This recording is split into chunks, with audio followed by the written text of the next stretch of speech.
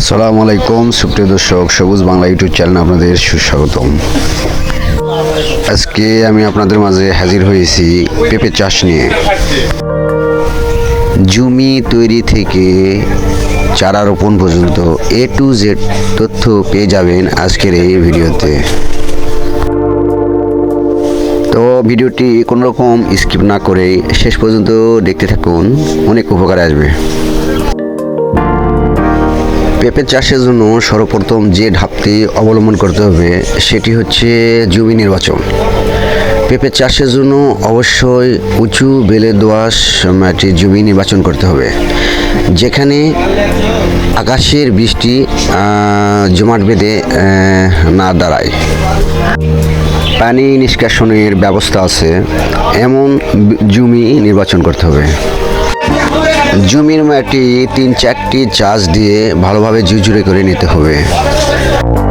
এটি আমার সুপারি বাগান, আর এই সুপারি বাগানেই আমি পেঁপে চাষ করব, আর এটি আমি আপনাদের মাঝে তুলে ধরতেছি। শীতের শেষের দিক থেকে শুরু করে মার্চ মাসের শেষ পর্যন্ত, তার মানে জানুয়ারি মাস থেকে শুরু করে মার্চের শেষ পর্যন্ত পেঁপে চারা গাছ লাগানোর উপযোগী সময়।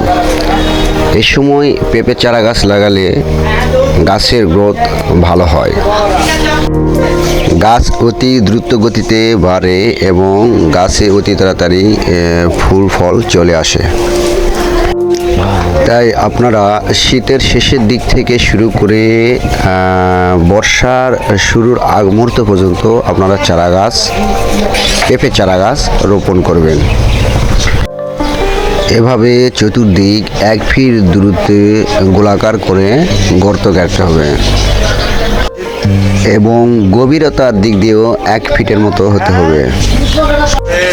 এভাবে গর্তের সম্পূর্ণ মাটি তুলে উপরিভাগে রেখে 4-5 দিনের মতো ফেলে রাখতে হবে।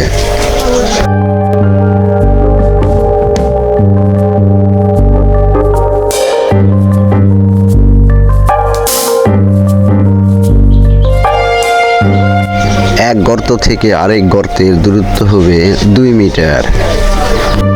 তার মানে 2 মিটার দূরত্বে একটি করে গাছ লাগাতে হবে। পর্যাপ্ত পরিমাণ গোবর সার ব্যবহার করতে হবে। পেঁপে গাছের জন্য গোবর সার খুবই উপকারী।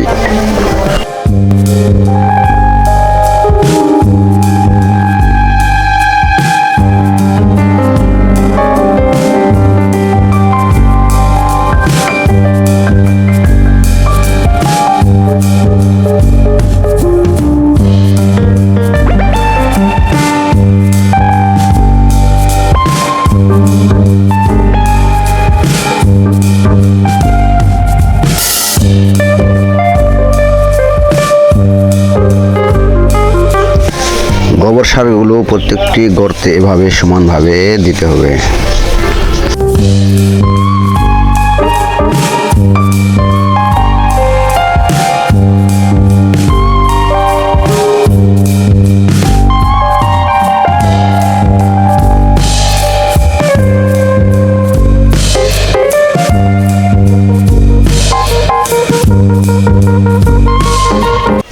এরপর গোবর সারগুলো গর্তের মাটির সাথে ভালোভাবে মিশিয়ে দিতে হবে।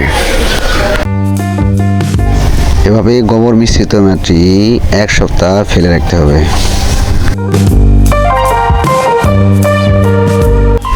পেঁপে বাগান করার জন্য অবশ্যই সুস্থ সবল চারা নির্বাচন করতে হবে।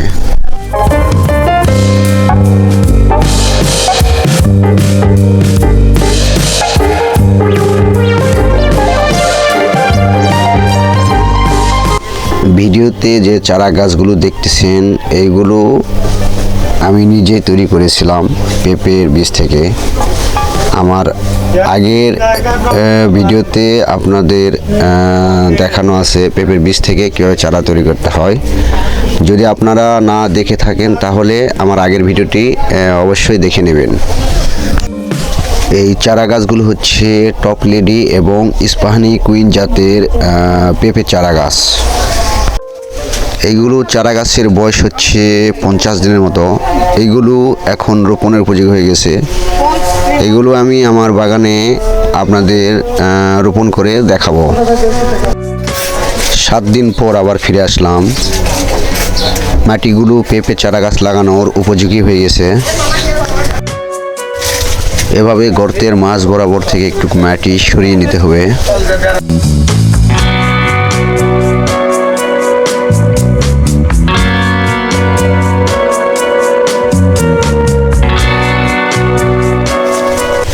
এরপর চারা গাছটি প্লাস্টিকের খাপ থেকে বের করে আস্তে করে মাটির ভিতরে এভাবে বসিয়ে দিতে হবে।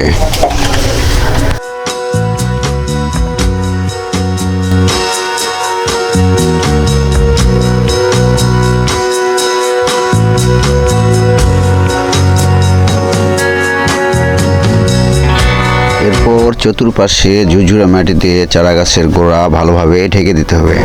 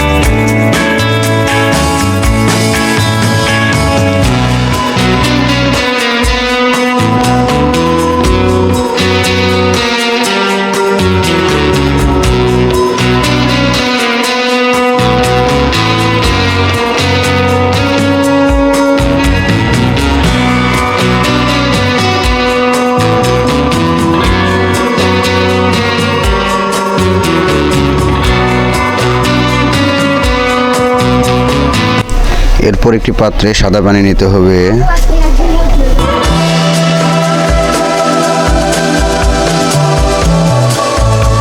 এরপর সাদা পানিতে কার্বন ডাইজিং গ্রুপের একটি মানসম্মত ছত্রাকনাশক মিশিয়ে নিতে হবে।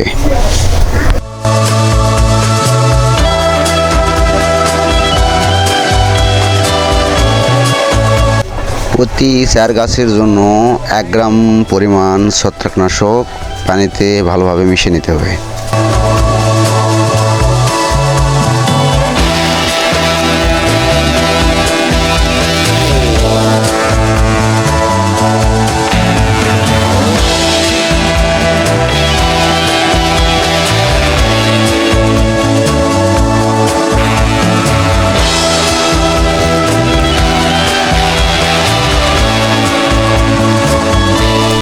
এরপর ছত্রাকনাশক মিশ্রিত পানি দিয়ে গাছের গোড়ার মাটি ভালোভাবে ভিজিয়ে দিতে হবে।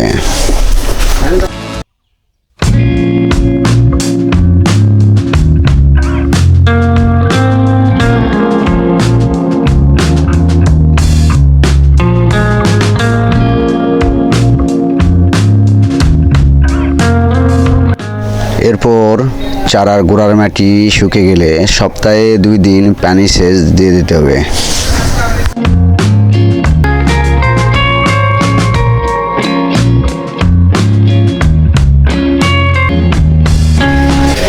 গাছে যখন নতুন পাতা বের হবে তখন গাছের গোড়ায় রাসায়নিক সার প্রয়োগ করতে হবে।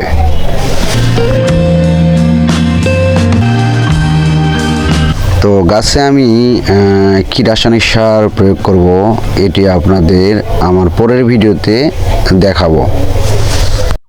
তো আপনারা আমার চ্যানেলে যদি নতুন হয়ে থাকেন তাহলে আমার চ্যানেলটি সাবস্ক্রাইব করে রাখবেন, তাহলে আমার পরবর্তী ভিডিও আপনারা পেয়ে যাবেন। আর আপনারা যদি রেগুলার দেখে থাকেন আমার চ্যানেলটি অলরেডি সাবস্ক্রাইব করে রাখছেন তাহলে ভিডিওতে অবশ্যই একটি লাইক দিবেন।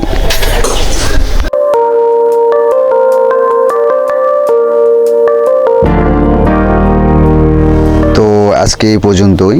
আগামী ভিডিও দেখার আমন্ত্রণ জানিয়ে আজকের মতো এখানেই বিদায় নিচ্ছি। আল্লাহ হাফেজ।